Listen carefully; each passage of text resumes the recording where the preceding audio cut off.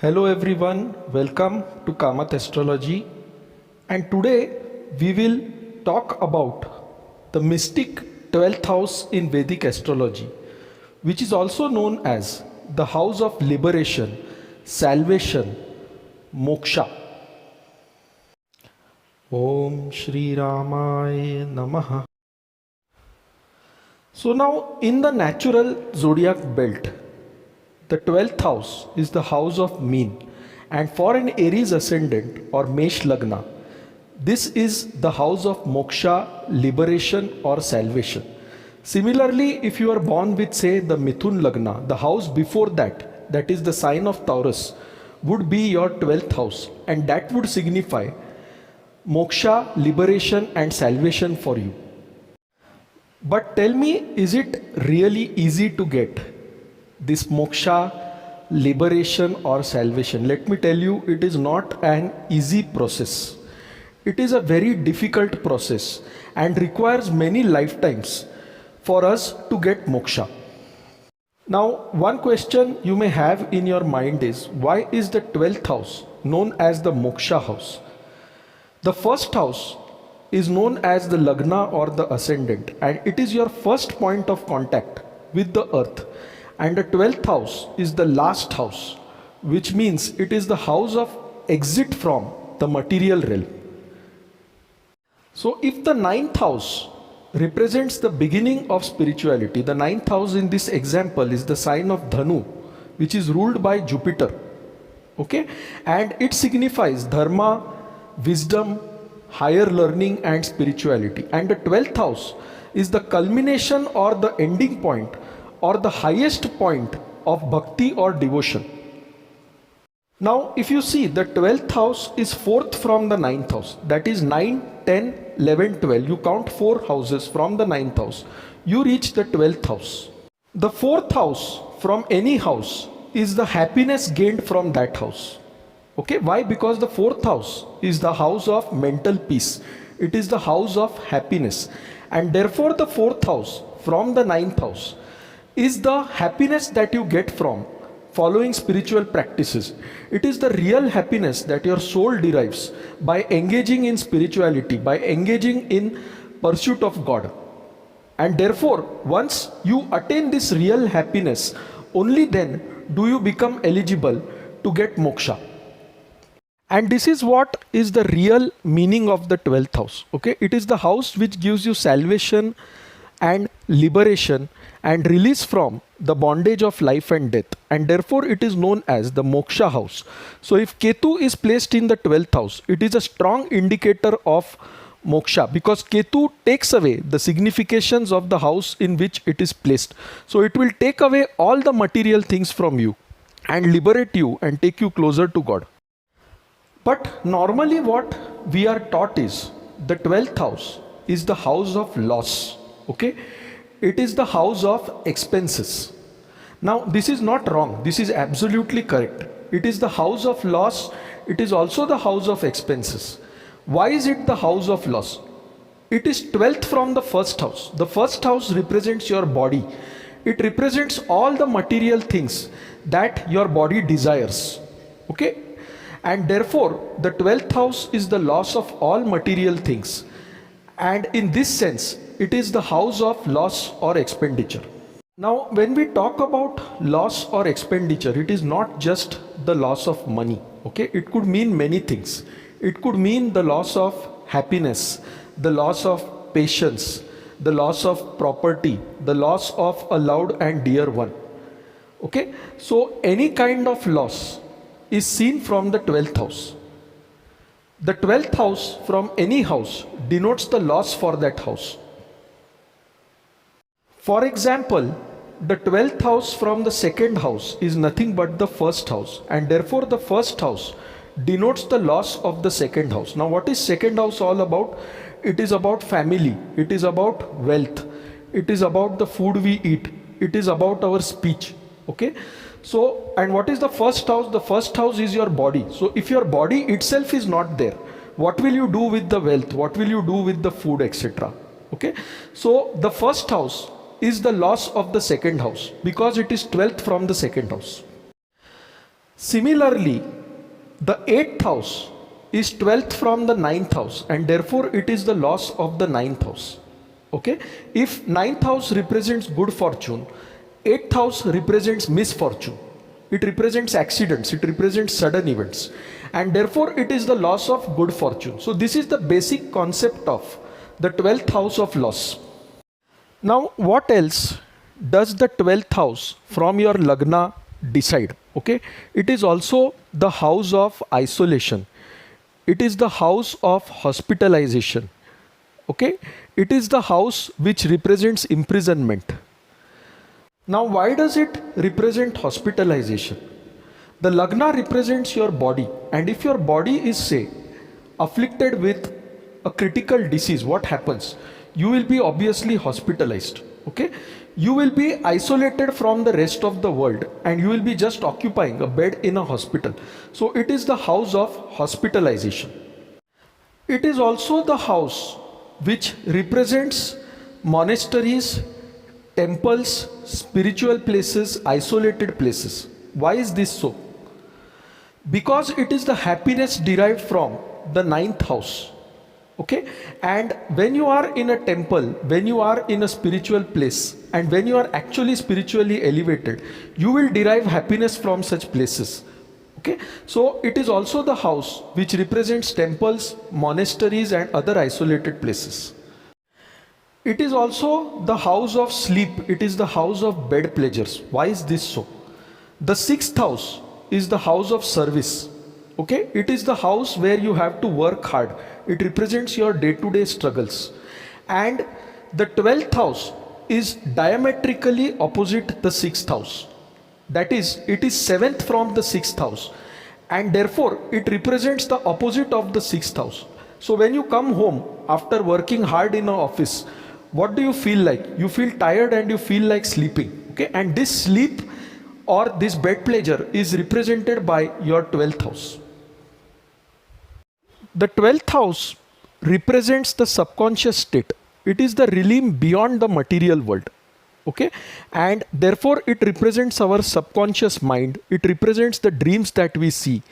Okay, all mystic things are represented by the 12th house, which we experience during sleep. The 12th house is also the house of foreign lands, isolated places, long distance travel. Okay, why is this so? Because the 12th house is 9th from the 4th house. If the 4th house represents your home, okay, 9th from the 4th house represents travel to a distant land, settlement at a place abroad. Okay, and therefore the 12th house is the house of foreign lands, of distant places.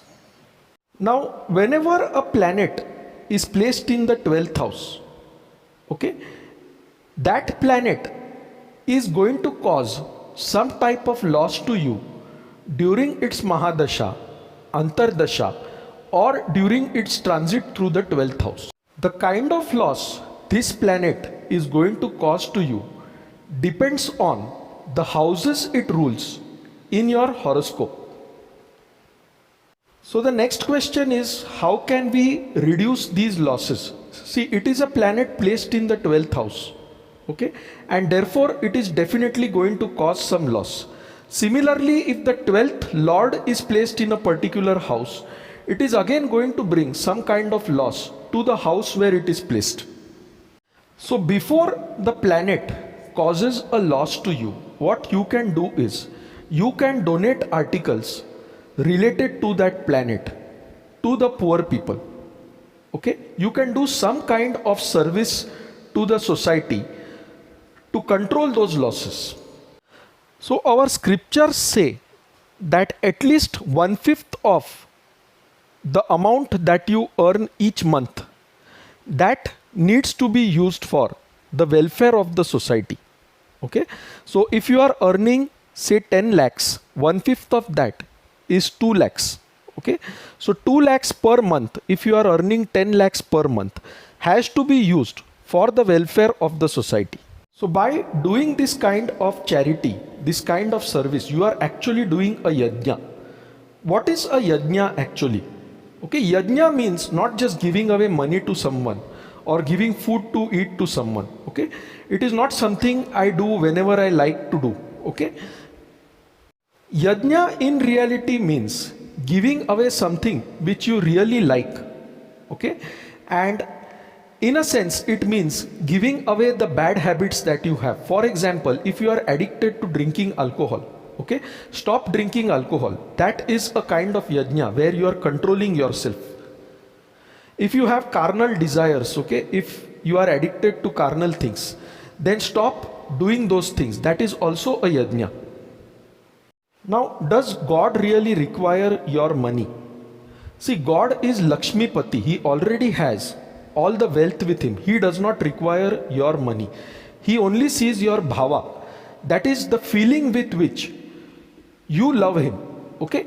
And therefore, yajna is actually giving love to someone. In the Bible, Jesus says, God is love. What does he mean by that? Okay? So, yajna means giving true love to God. Okay? Giving true love to someone. That is yajna. And when I say donations, it does not mean that you have to be very wealthy. Many people who come to me, they tell me that our income is not so much, so we cannot donate so and so amount. So nobody is telling you to go and donate so and so amount. Okay? For example, if there is a millionaire, okay, for him 10% may be a few lakhs. Okay? And if he donates this few lakhs to God, will God be happy? As compared to him, let us look at a waiter who earns only say 200 rupees a month. Okay, and 1/5 of that is around 40 rupees, which he gives in charity, which he uses to feed a poor child. Now, with which donation will God be more pleased?